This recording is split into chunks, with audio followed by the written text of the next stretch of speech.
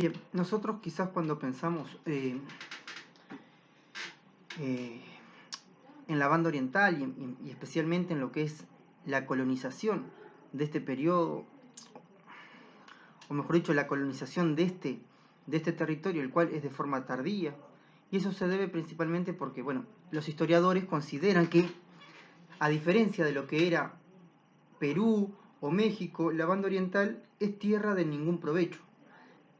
Y la califican como tierra de ningún provecho porque no había yacimientos de plata y oro que de alguna manera sirvieran para extraer y de aquí exportarlas hacia España.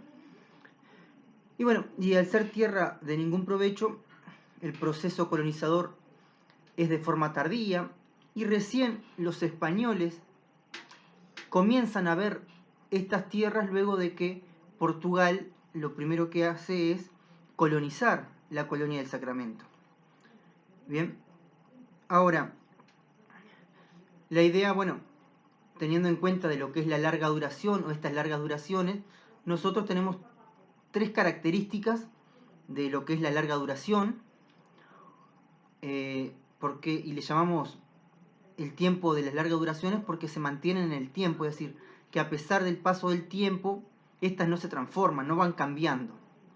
Y bueno, y acá aparece lo que es primero que nada la banda pradera, ¿no? Con respecto a la banda pradera, vemos que se configura de alguna manera a partir de lo que es la introducción de la ganadería en el siglo XVII por Hernandarias, y bueno, y que tras la introducción de alguna manera de esta ganadería, se pasa de alguna manera de la banda oriental, este paisaje de la banda oriental que había perdido lo que es la mayoría de la vegetación alta, ¿no? Es decir, los bosques indígenas, y esa pérdida comienzan a transformarse. Se comienzan a transformar en la medida que la pradera que hoy en día conocemos tiene modificaciones respecto a aquella que aquella pradera en la cual se había introducido recién el ganado. Bien, y después, bueno, ¿qué es lo que hace de alguna manera que esta banda pradera se mantenga en el tiempo?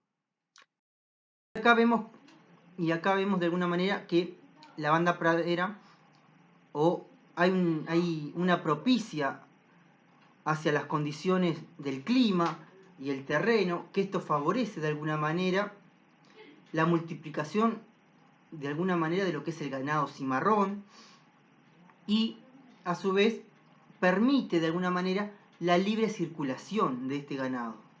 Hay un libre ganado que no tiene dueño, no está sujeto a un rodeo, ni siquiera al cuidado, es decir, que se va reproduciendo libremente por estas praderas porque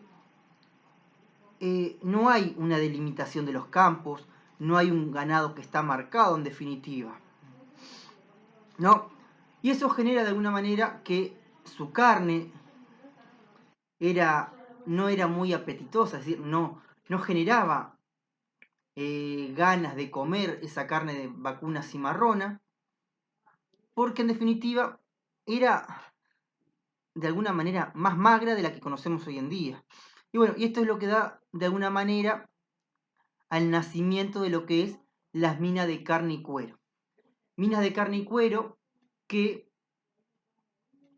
en este tiempo genera la matanza de forma indiscriminada de estos vacunos, pero no para el consumo de su carne, sino que lo que busca esa matanza de ganado es la extracción del cuero. Y es por eso que acá aparece lo que es la edad de cuero o en este proceso de, o en este contexto de lo que es la banda pradera.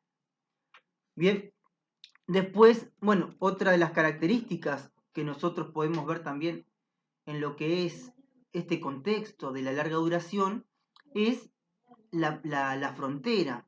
Y acá aparece otro concepto que utilizan los historiadores, que es el de la banda frontera.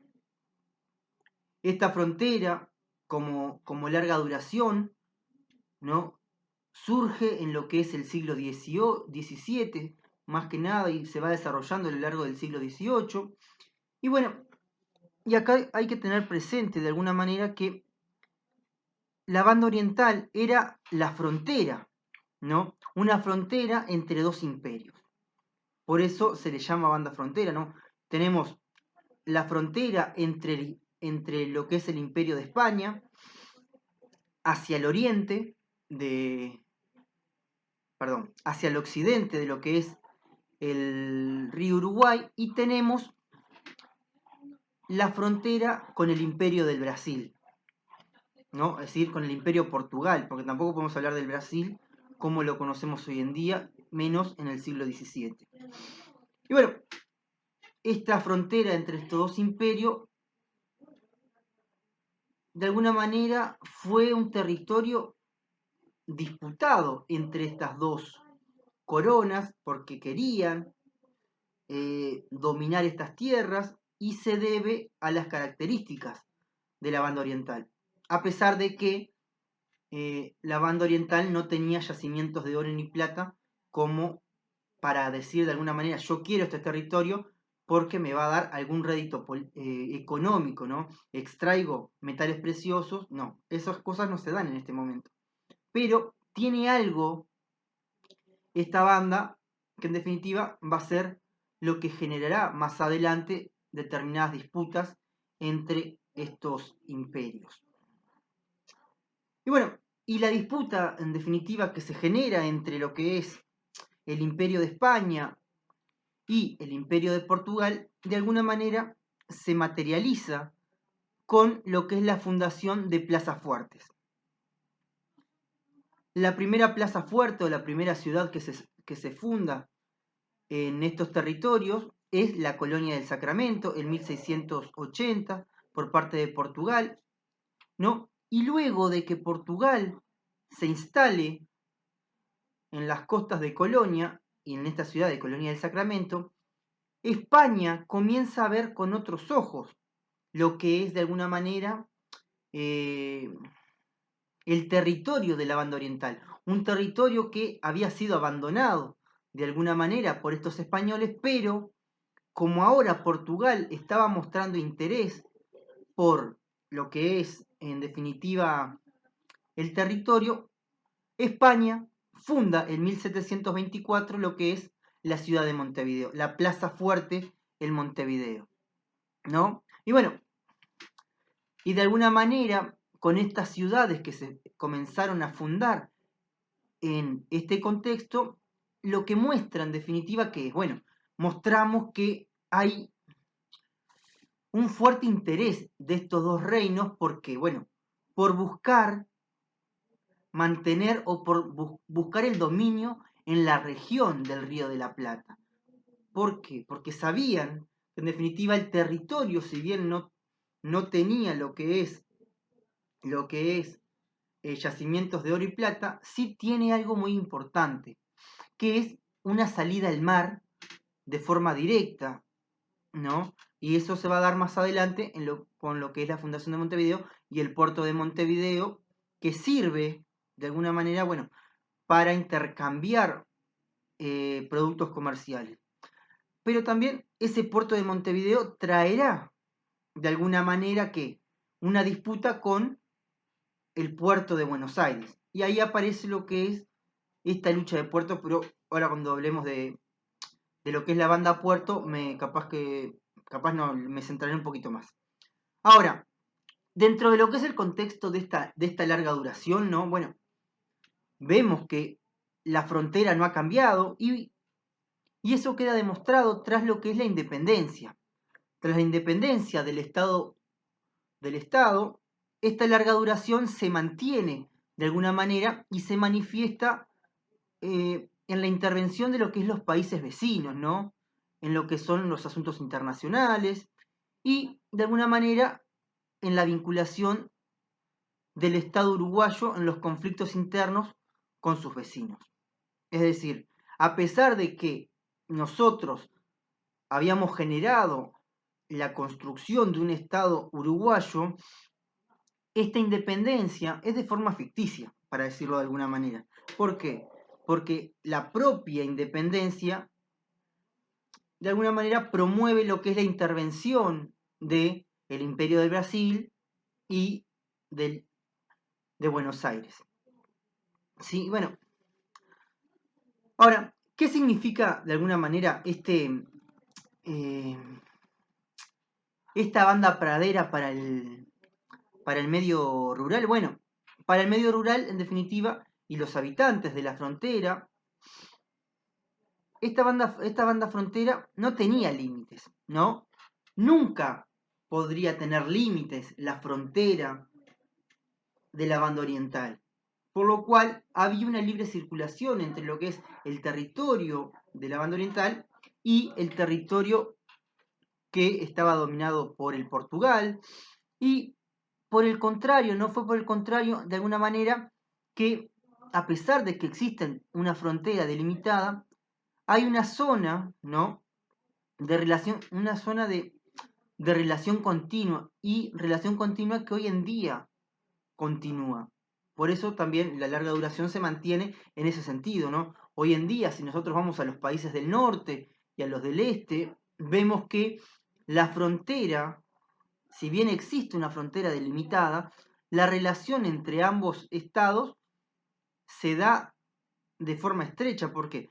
Porque muchos uruguayos, por ejemplo, trabajan en Brasil, muchos brasileños trabajan en Uruguay. Bueno, existe la binacionalidad y de alguna manera también las familias están conectadas entre Brasil y Uruguay, lo cual hace que ese movimiento de frontera siga aún vigente teniendo en cuenta el concepto de la larga duración. Ahora, también pensemos en el contexto. Bueno, la propia movilidad de los ganados gesta de alguna manera lo que es una interrelación entre los territorios y las personas, ¿no? O sea que lo que yo acabo de explicar recién, ese relacionamiento entre ambas nacionalidades, también en este contexto se da en el sentido de que, bueno, hay una interrelación entre lo que son los territorios, las personas y ese ganado que va de acá para allá libremente, porque no tenemos una delimitación en el sentido, como lo vamos a conocer más adelante, cuando aparezca la modernidad y el alambramiento de los campos. No, acá no. Acá hay como una libre circulación entre personas, ganados, relaciones. Y bueno, y es por eso que esta frontera, de alguna manera, es una frontera móvil. Una frontera móvil, la cual es casi inexistente la frontera, por lo cual favorece lo que es el contrabando de ganado, el contrabando de algunos productos. Se produce un intercambio de forma ilegal, también compras que no son muy legales. Y bueno, y de alguna manera se contradice con lo que son los tratados que existían, esos tratados de límites existentes en este periodo. Es decir, si bien los tratados delimitaban cuál era el territorio que comprendía la banda oriental y el Brasil y el territorio argentino, pero bueno, acá en la práctica el territorio era móvil y no se reflejaba a lo que estaba en la ley. Y bueno, y es por eso que la ciudad, ¿no? Para la ciudad, la frontera, aparecía como una necesidad de alguna manera. Es decir, una necesidad de que de sujetar el territorio de la banda a otro concepto de esta larga duración que es el puerto. O sea que hay una necesidad de que, bueno, sujetar el territorio de la banda a lo que es el puerto. Ahora, con respecto al tercer concepto de esta larga duración, nosotros tenemos lo que es la banda puerto. La banda puerto surge de alguna manera tras lo que es la fundación de Montevideo, una fundación que se establece de forma más que nada forzosa, porque se sentía la necesidad de que, bueno, hay una necesidad de defender que la frontera de la banda oriental frente a Portugal, un Portugal que había había violado el Tratado de Utrecht y se había arrimado a la zona de la banda oriental que pertenecía al Imperio Español. ¿Y qué hace? Bueno, funda una ciudad en Colonia del Sacramento. Bueno, y es por eso que necesito sí o sí fundar una ciudad. Y bueno, y esta fundación de Montevideo, que de alguna manera busca defender la frontera con lo que es Portugal, también busca lo que es la habilitación. Una habilitación de un puerto. ¿Para qué? Para que se pueda establecer de alguna manera un comercio interregional, ¿no? Pero también un comercio entre España directamente. Se busca comercializar lo que es Montevideo, España. Además, el puerto de Montevideo tenía características únicas, perdón. ¿Y esas características únicas qué son? Bueno, que es un puerto natural. No es un puerto que que tiene la intervención del hombre, es decir, que fue creado por el hombre, sino que la bahía de Montevideo es natural y como puerto natural facilita de alguna manera esta estrecha relación entre los comercios. Y no hay que intervenir mucho para que, bueno, para crear un puerto de carácter artificial para que se produzcan estas transacciones. Y bueno, y en este sentido, la excelente condición del puerto de Montevideo, que se caracteriza por sus aguas profundas, está ubicado en una posición estratégica, ¿no? Tiene salida al océano Atlántico, pero también tiene salida hacia lo que es el río Uruguay, porque el río de la Plata, en definitiva, lo que hace es permitirnos ingresar hacia el río Uruguay y poder comerciar, ¿no? En lo que nosotros llamamos hoy la hidrovía, por ejemplo. Además, servía también para que los barcos pudiesen ingresar hacia el río Uruguay y puedan acceder a lo que son las minas de Potosí, ¿no? Para el traslado del oro que se extraían de esas minas, porque además les resultaba más barato ese comercio interregional por el río Uruguay y no hacer caravanas por tierra para poder salir por el Caribe. Y después, bueno, dije que era una zona estratégica. ¿Por qué? Bueno, porque es el primer puerto con ingreso hacia lo que es el Río de la Plata en la época y es en definitiva también la primera y la casi única fuente de recaudación. El puerto de Montevideo le permite a esta banda oriental una fuente de recaudación de impuestos frente a estas transacciones que se realizan entre estos, entre estos comerciantes que vienen a esta ciudad. Y bueno, y también esta banda puerto se caracteriza por tener una bahía y tener el Cerro de Montevideo, por ejemplo, ¿no? El cual transformaron en el lugar ideal para qué? Para centralizar lo que son las operaciones de la flota española sobre lo que es el Atlántico. Bien.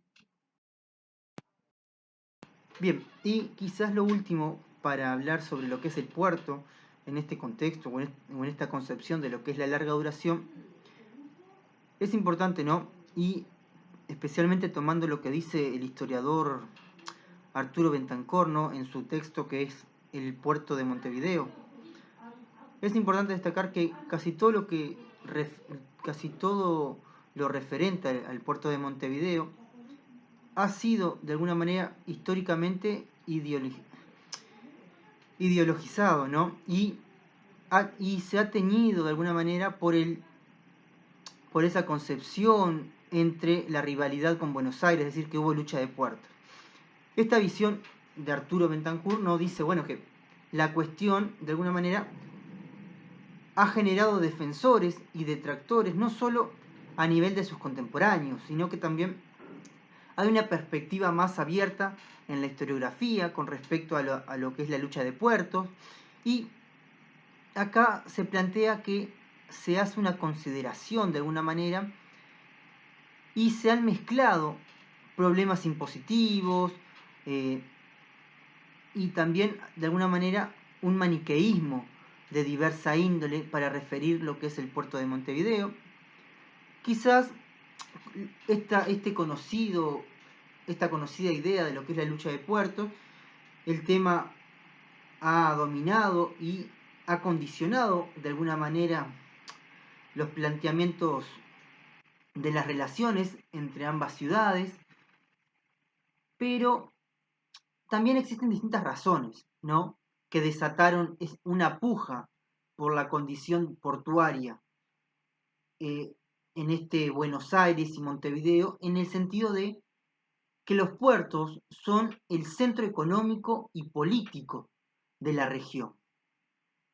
Y de alguna manera hay una población cercana que no oculta esa idea de competir por los puertos. ¿Por qué? Porque si el puerto es el centro económico y político del país o del territorio, yo necesito competir con el otro. ¿Para qué? Para que las exportaciones o para que el comercio se desarrolle en el puerto local y no en el otro puerto. Por eso también se plantea esa idea de lucha de puertos. Ahora, tampoco es que el puerto haya sido condicionante para determinadas cosas, ¿no? Sí, el comercio deseaba venir hacia Montevideo porque, por lo que decíamos recién, bueno, es un puerto natural, es de alguna manera, tiene menos trabas que el puerto de Buenos Aires, ¿no?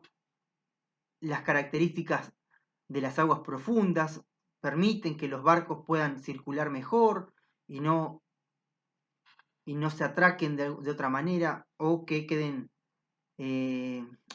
atrapados por alguna irregularidad que no esté visible por el agua. Y bueno, y de alguna manera es más cerca venir a Montevideo, porque la bahía de alguna manera permite que sea un trayecto menos y que se pueda circular de una manera segura por estos territorios.